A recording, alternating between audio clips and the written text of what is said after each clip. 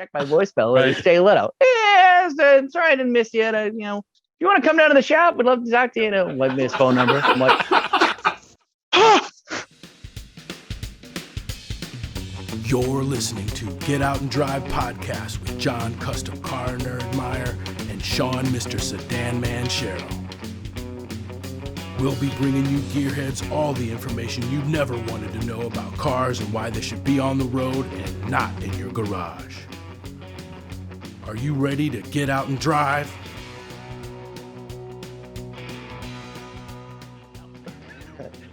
But that was a good one.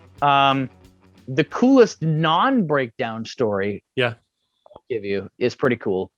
So a couple of years after we did Bonneville, it caught the attention of, I have a mutual friend that knows Jay Leno. Okay. And said he was up here for a visit and had sold him a couple of cars and has been to the garage a few times. And he says, there are two people on this planet that should probably be in the same room for at least an hour. Nice. And that's you and Leno. Nice. So he said, yeah, which was a huge compliment. And he says, you should write him a letter. Uh-huh.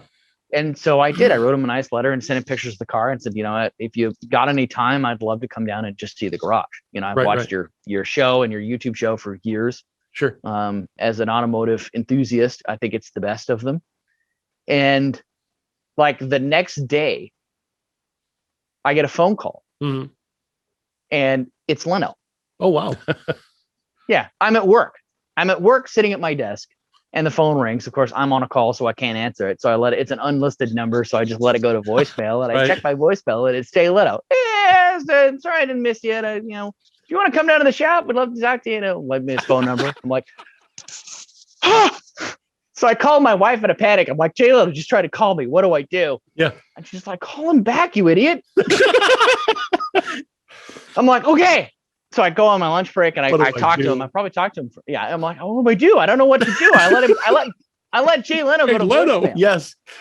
Yeah. I let Jay Leno go to voicemail. What have I done? And so I called him back and we talked for like an hour. And he was a wonderful person to talk to. It was a real down to earth kind of guy. Very nice. Great. Very casual. He says, we love you're more than welcome to come down and visit the garage anytime you're in LA. We'll give you the tour. And he says, I really like that Roadster. Mm-hmm. And, if you ever have it down here, we would love to shoot it for an episode of the web series. Nice. And at this point, I have no filter. The filter is off. Right. Mm-hmm. And I'm like, yes, we will do that. We're going to do that. Yes. We're doing it. When should we do it? Yes. Can I go now? Can I go now? I'm loading on a trailer right now. Yeah. I'll be there. It'll be on a trailer in 20 minutes. You're right. Exactly. Just word vomit. Yes. So it took about a year, to get everything ironed out and everything. But we took it down there and they were very gracious. I got a chance to meet the whole crew and we, took the Roadster down there. I trailered it for that one. Yeah. Yeah. Because I told them, I said, if you'll let me see the garage, I'll drive the Roadster down to LA. And he says, you don't have to do that. We'd love to see it. And so I decided to trailer it, which is the best choice. Right. Because the roads, once you get across the border, the roads were terrible. Right. Mm. And we hit this huge chuck hole. This is a 2-part breakdown, not breakdown story. Nice. So we hit this. It's about 9:00 at night. We're coming down, flying into Sacramento to stay the night before we press on for LA. And we hit this huge chuck hole and I could feel it in the truck.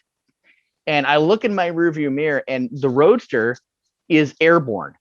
The trailer is airborne. Oh. And it's over the headlights because the headlights sit below the tailgate line when the tailgate's closed, right? So all you can see is the windshield. Right. So I look in my rearview mirror and here's the headlights and the radiator coming up over the tailgate. Oh. And I thought, and because the trailer, my buddy's T trailer, his grandfather built it in the 50s. It's got no suspension. It's a hardtail. Perfect. And it was probably 6 feet off the ground. So I slowed down to like 40 miles an hour and drove the rest of the way to Sacramento at 40. And then we get there, and I'm going to unload it off the trailer to put it in her garage overnight because I don't want to come out in the morning and have the truck and trailer be gone. Right. And the car's gone. Right. And then I have to call Jay and be like, hey, so I lost my car in Sacramento. Right. So, Yeah, where's it at? I don't know. Can I still see your shop? Can I still come by and see the shop though? Can we go in? He probably would have said yes, but it would have totally just killed the whole mood. You Right. know? Kill the vibe. So I go to pull it off the trailer and I go to fire it up and it won't start. Won't start. Nobody's home. Get the meter out. Check. There's no spark at all. And I'm like, geez. Broke the coil. Yeah. So we had to push it off the thing and push it into the garage. We're checking the coil. We're checking the ballast resistor, the whole 9 yards. Nothing. So I called the local Napa the first thing in the morning. I didn't sleep hardly at all that night. And I called the local Napa and I asked them about the coil and the resistor, which nobody seems to have. And they're like, oh, yes, we have one of each.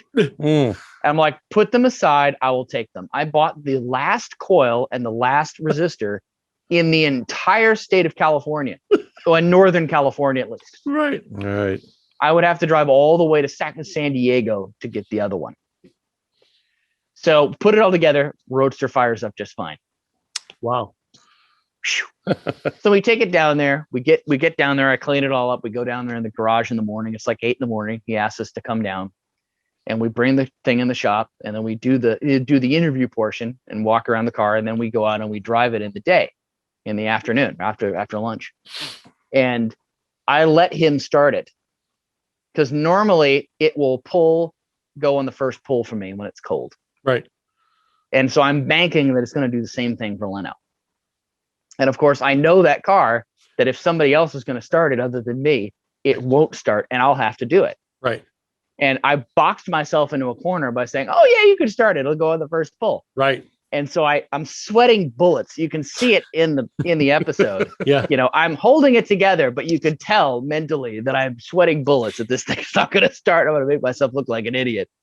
And he just reaches down and just pulls on with 2 fingers and it just went right away. Nice. Yeah. And I was... And then we took it out and we did the drive. We went all the way up in the California hills and did the whole loop and got on the freeway. And we were in the middle lane on the freeway doing 65 and the whole 9 yards. And we got about halfway through the drive and they have a flatbed tow truck that goes along with the filming crew. Right. Because all of the cars will inevitably break down during a shoot. Right. And the reason they do that is because so far every single car has done so. Right. And about halfway through the shoot, they're like, well, do we really need the trailer, the tow truck? And I said to the producer, I'm like, you won't need it. It's not going to break down. And sure enough, I think it's still the only car that has never failed during the course of a shoot on that show. That's Really? fantastic. Yeah. That was a good feeling. Yeah. Definitely.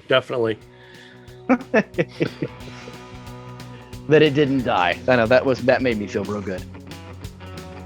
You can listen to us on Apple Podcasts, Stitcher, iHeartRadio, Pandora, or wherever you listen to your favorite podcast. We're also on Facebook, Instagram, and YouTube. Like, share, give us your comments. Tag us on Twitter at Get.Out.N.Drive.Pod. What drives you?